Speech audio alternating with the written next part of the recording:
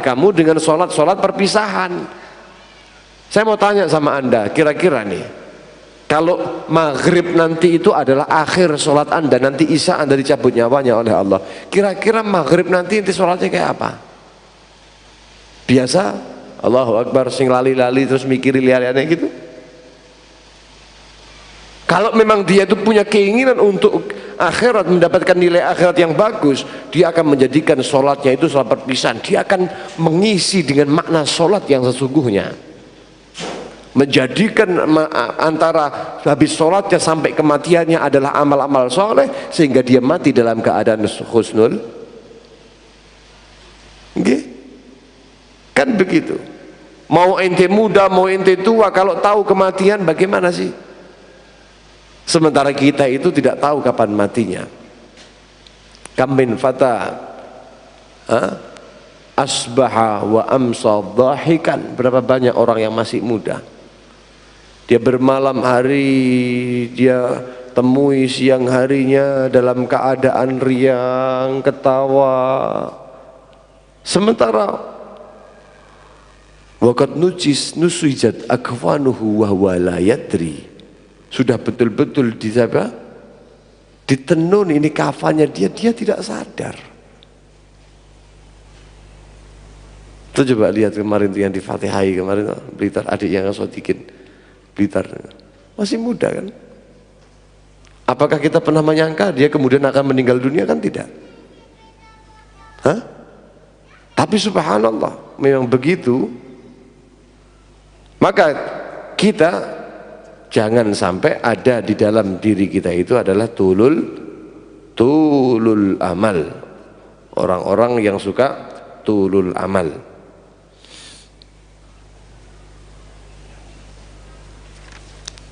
Panjang angan-angannya, seakan-akan dia itu masih akan hidup panjang dan lain sebagainya.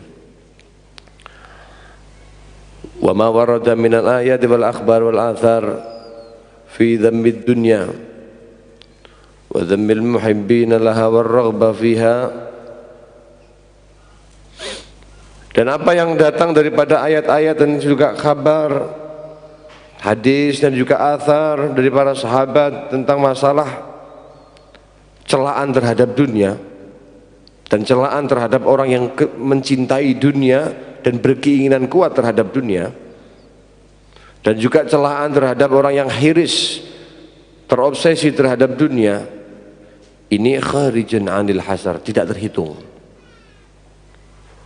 Dan juga tasanifil ulama, buku-buku ulama rahimallahu ta'ala alaihim minas salaf wal khalaf mansyuhah masyahunatun bidzalik, penuh nyinggung dunia ini di mana-mana, di kitab apapun seakan-akan masalah dunia ini disinggung. Kenapa? Memang karena semua pangkal kesalahan manusia itu terjadi karena dunia.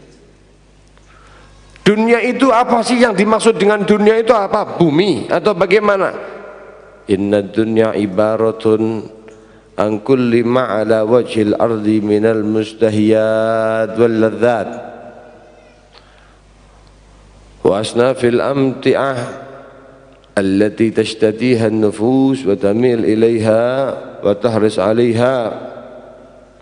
Maka jama'a Allah usul dzalika kullahu fi qoulihi ta'ala zuyyina lin-nasi hubbud dunya zuyyina lin-nasi hubbus syahawat minan nisa'i wal banin wal qanatir al-munqantarah minadh-dhahabi wal fiddah sampai dzalika mata'ul hayatid dunya.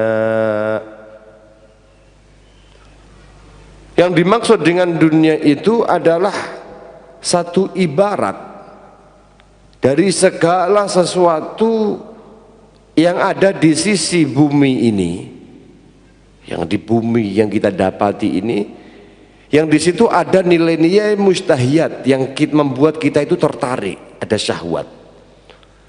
Wal ladzat, ada ladzat, dan juga orang-orang yang di situ akan memiliki ada kecenderukan hati dan mengarah kepadanya dan terobsesi kepadanya. Jadi dunia itu bukan hanya kemudian emas, perak begitu. Termasuk anak, istri, itu semuanya adalah dunia. Kenapa? Ada potensi untuk memalingkan kita dari Allah. Kalau dari para ulama juga mengartikan dunia itu kulluma yulhika anillah, atau kulluma apa ya, yuwaqi'uka an ma'siyati, yuqi'uka an ma'siyati, ala ma'siyati.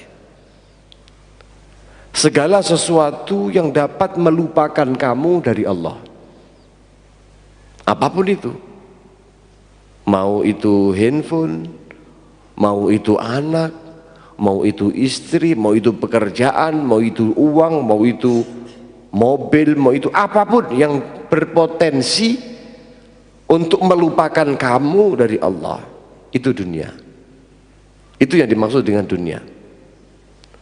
Atau yuqi'uka ala maksiatih, sesuatu yang dapat menjerumuskan kamu kepada maksiat, itu juga yang disebut dengan dunia.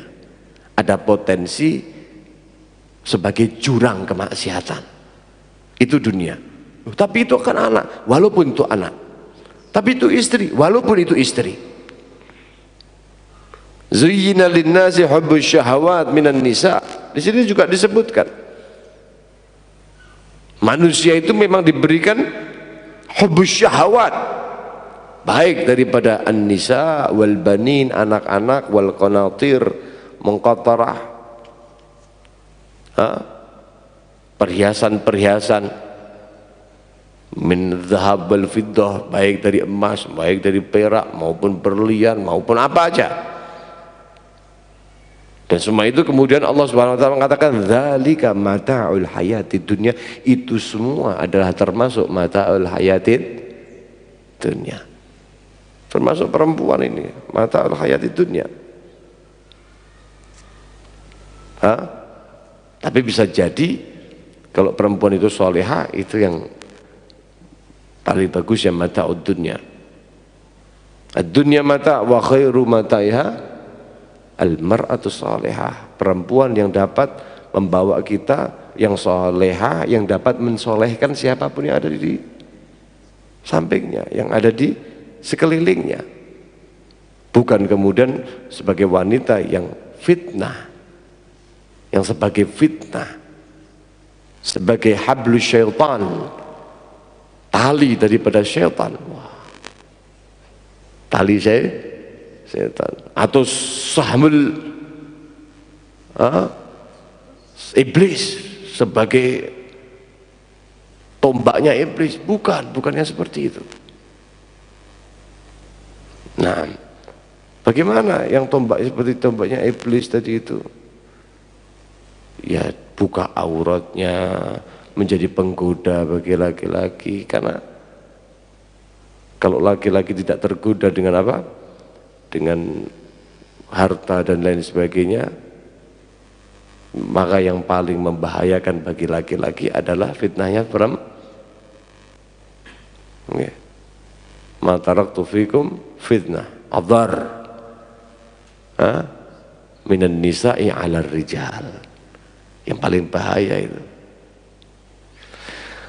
Faman ahabba dzalika, barang siapa orang itu memiliki kecintaan, kemudian ada raghbah fih, di dalam hatinya ada raghbah fihi, punya keinginan, washtadda hirsu alaih, dia itu sangat terobsesi dengan menginginkannya terhadap dunia, falaysa lahu agharatun fi dzalika illa mujarrad tamattu' wa taladdud wa tana'um, sara bidzalika min jumlatil muhibbin lid-dunya, naudzubillah. Kalau kemudian kita melihat dunia, menyikapi dunia ini dengan rasa keinginan untuk memilikinya, dan tidak ada keinginan di dalam hatinya, di dalam pemilikan dunia itu, kecuali hanya ingin bersenang-senang di dalamnya, ingin mengambil kelezatan di dalamnya, tana'um di dalamnya, maka sudah jelas dengan seperti itu walaupun belum memiliki daripada dunia, ingat ya, walaupun belum memiliki terhadap dunia, shara bidzalika min jumlatil muhibbin, termasuk orang yang dalam hatinya ada mahabbatud dunya, muhibbin dunya, waraghibina fiha, orang yang punya raghbah, keinginan kuat terhadap dunia. Nah, walaupun dia belum memiliki ini, makanya orang yang dikatakan dalam hatinya itu ada mahabbatud dunya, jauh daripada zuhud, itu tidak harus kaya. Kadang-kadang bisa jadi menjadi orang yang paling miskin pada saat itu, tapi dia ternyata di dalam hatinya paling besar kecintaannya terhadap dunia, yang akan dituntut oleh Allah Subhanahu wa ta'ala nanti di hari kiamat. Kenapa? Dia punya keinginan yang kuat, tapi gak iso-iso,